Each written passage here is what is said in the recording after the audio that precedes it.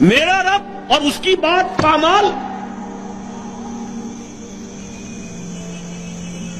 میرا اللہ اور اس کے دین کی دھجیاں بکھیری جا رہی ہیں۔ حضرت ابو بکر نے کیا فرمایا تھا؟ ایبدل الدین وانا حی، میرے ہوتے ہوئے ابھی میں زندہ ہوں اور دین میں کوئی تغیر و تبدل آ جائے گا؟ اگر یہ نہیں ہے تو بے غیرتی، حمیت نام تھا جس کا گئی تیمور کے گھر سے، اور اس بے غیرتی اور بے حمیتی کا عالم جو یہ ہے، جو ہمارے دین میں مقام ہے، اس کو سن لیجئے۔ اوحى اللہ عز وجل الى جبرائیل علیہ الصلوۃ والسلام ان اقلب مدینۃ کذا وکذا باہلھا، اللہ نے وحی کی حضرت جبرائیل کو علیہ الصلوۃ والسلام، فلاں فلاں بستیوں کو الٹ دو، سدوم اور عمورہ کی بستیوں کی طرح عذاب ہلاکت نازل کر دو۔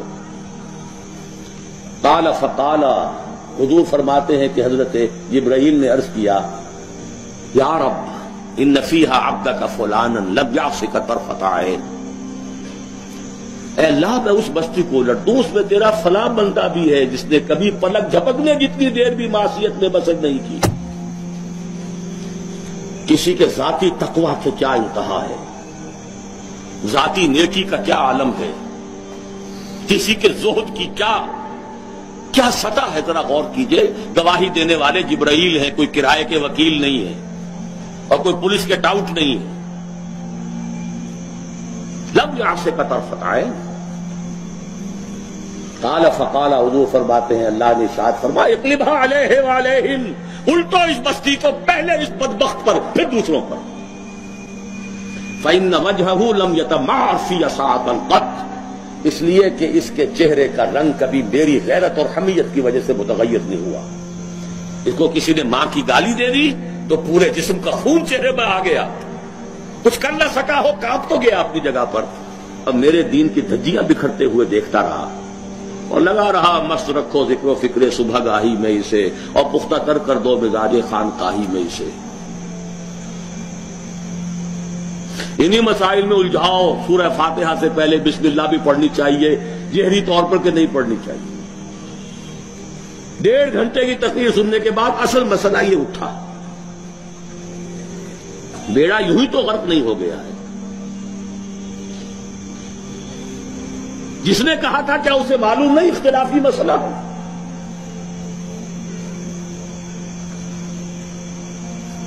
الجھائے رکھو،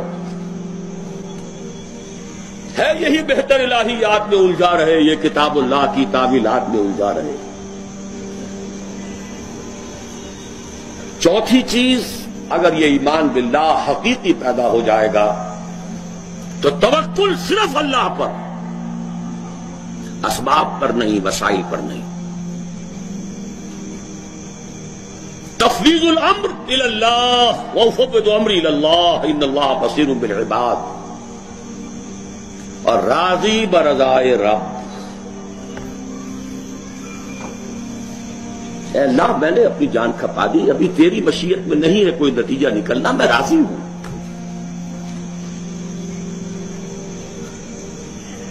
جان دی ہوئی اسی کی تھی، اب تو یہ ہے کہ حق ادا نہ ہو، تیری اپنی مشیت ہے۔ اس کی بے نیازی کا عالم یہ ہے کہ جلیل القدر نبی، اللہ اکبر، حضرت یحییٰ علیہ الصلوۃ والسلام، وآتیناہ الحکم صبیا وحنانا من لدنا وکان تقیا، اور ایک رقاصہ کی فرمائش پر گردن اڑا کر تشت میں رکھ کر سر پیش کر دیا، نہ آسمان پھٹا نہ زمین شق ہوئی۔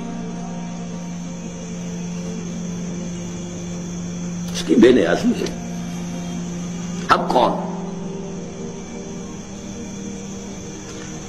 اپنا فرض ادا کرنا ہے، بس توکل اس پر، تفویض الامر اس کو، اور اس کی رضا پر رہا۔ ہم بھی تسلیم کی خون ڈالیں گے، بے نیازی تیری عادت ہی صحیح۔